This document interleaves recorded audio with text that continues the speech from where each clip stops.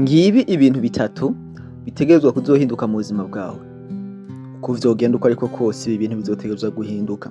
Ikiba gikenewe no kubimenya ugategura umutima kandi ukamenya ingene uzovyitwaramwo kubera yuko igihe kimwe bizoshika bihinduke kandi siko bizohora mu buzima bwawe.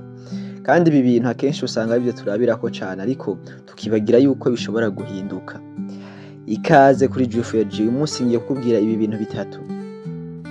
Ico usabwa ni iki? Raba ko wakoze subscribe kugira ngo tubandanye tujana buri munsi uko bukeye uko bwije. Ubikoze ntaco vyo gutwarana just gufyonda gusa. Hanyuma ugakurikirana ibiganiro bica kuri iyi channel. Ikintu ca mbere utegerezwa kumenya ko kizohinduka uko vyogenda uko ariko kose mu buzima bwawe n'uyu mubiri wacu. Umubiri rimwe na rimwe hari ukuntu twibesha ugasanga twishimira umubiri wacu, ugasanga twishimira uko duteye, ariko ico womenya coco nuko uko imisi igenda ko umuntu agenda akura niko umubiri wacu ugenda urahindura forme. Ugasanga wari uvyibushe uronze canke wari wonzongeye kuvyibuha. Mu buzima bibaho kandi mu buzima hari ibindi bintu bigenda biri developa ku mubiri wacu. Rero ntuzofatire canke ngo ushingire ubuzima bwawe bwose ku mubiri kubera yuko umubiri ntusezerana. Ejo wovyuka wabaye uwundi muntu, ejo wovyuka wafashe indi forme, kandi uko ukura niko nawe uzogenda urabibona. Kuko uko wari umeze kera siko umeze ubu kandi siko uzoba umeze n'ejo canke hirya y'ejo. Ushobora kuvyibuha canke ukonda, ariko menya yuko iki kintu uko bizogenda uko ariko kose uzotegerezwa kubona changement ku mubiri wawe. Rero ntuzube desi canke ngo ubabare ngo kubera yuko ngo ubonye ibi vyabaye canke vyahindutse. Menya ko ariko isi yubatse kandi ariko bimeze. Umubiri utegerezwa guhinduka. Ikintu ca kabiri kizotegerezwa guhinduka uko vyogenda uko ariko kose mu buzima bwawe n'abagenzi.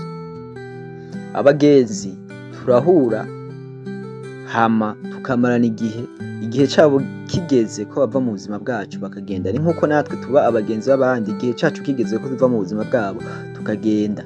Rero mu buzima bwawe ntuzofate decision canke ufate ingingo zerekeye ubuzima bwawe kubera urabiye kuri banaka, ingene bifata kuri abagenzi bawe, kubera yuko uyu munsi mushobora kuba muri kumwe, ejo ntimuzoba muri kumwe igihe uzoba wafashe iyo ngingo ku buzima bwawe. Rero iki kintu naco ukimenye yuko mu buzima bwawe aba bantu bazotegerezwa guhinduka. Uko ugenda ukura, uko ugenda uhindura aho ubaye, niko uronka abagenzi bashasha. Uko ugenda uba mu bindi bintu niko ugenda uronka abagenzi.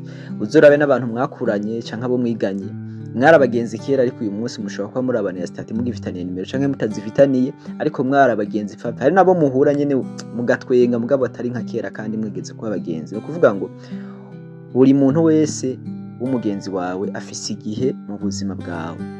Igihe kizogera agende agusige usigare wenyine. Rero ntuzufate decision y'ubuzima bwawe canke decision y'ikintu gikomeye mu buzima bwawe urabiye kuri naka, kubera yuko naka ejo se hazoba ari uzoba uri wenyine. Rero n'iki kintu wabyanka wavyemera mu buzima bwawe gitegerezwa guhinduka. Utegerezwa kuronka abagenzi bashasha, abandi bagusige, abandi baze, kubera yuko abagenzi bameze nk'abashitsi mu buzima bwacu. Ikintu ca gatatu arico ca nyuma ndavuga ubushobozi canke amafaranga. Iki kintu abantu benshi bama bibaza yuko ari ikintu cama kiri stable canke cama gihagaze kwa kundi nyene. No, iki kintu naco kirahinduka mu buzima bwawe. Ivyo womenya nuko ibintu vy'amafaranga atawuzi iyo bitera bija. Uyu munsi ushobora kuba uyafise ejo ukayabura, canke uyu munsi akaba atayufise ejo ukayaronka, ariko umenye yuko ko umeze uko ariko kose uno munsi ibintu bitegerezwa guhinduka. Bishobora guhinduka bikaba vyiza, bishobora guhinduka bikaba bibi, ariko ico ukora ico cose kw'iki kintu c'ubushobozi bw'amafaranga bitegerezwa guhinduka. Kubera yuko mu buzima uko umuntu atera intambwe canke uko buca niko bucana yandi. Arundi barayamaze baravuga ngo buraca bugacana yandi. Rero ntuze ube desi mu gihe umaze kubona yuko ibi bintu bitatu wamaze kuvyakira, ukamenya ati iye naho ndabifise canke naho bimeze uko ejo bishobora guhinduka.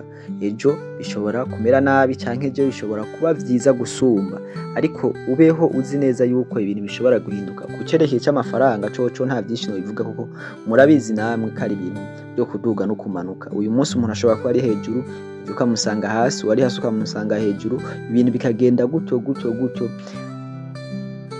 Imisi kagenda, imyaka n'iyindi, abantu bakaza n'abandi bakagenda, ariko ibi bintu nuko bizokwama bimeze mu buzima bwacu.